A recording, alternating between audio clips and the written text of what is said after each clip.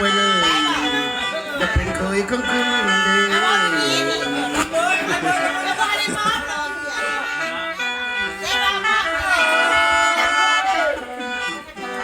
บางสาง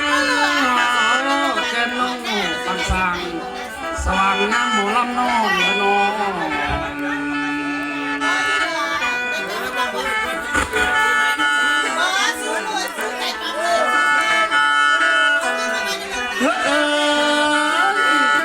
จังหวัดท่าโน่ห้องหวนเสียงดังนวลนวล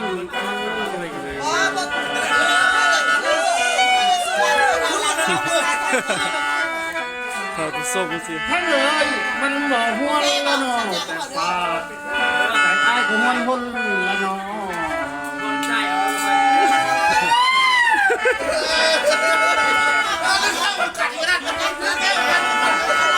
ใจเกินเลยจัดแก้วมาสิบัดนี้ขันเพื่อเด็กเนาะคนมหาใส่สีแดงกายเสน่ห์นางเอ๋ยเป็นหนาวเนาะฮ้อนกันนิดน้องเจ้าผู้งามละนะ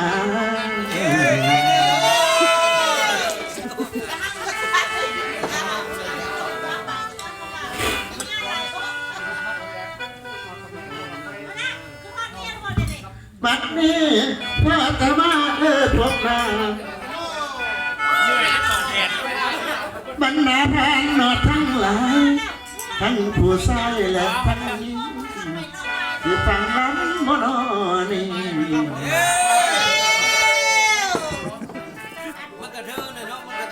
บัดนี้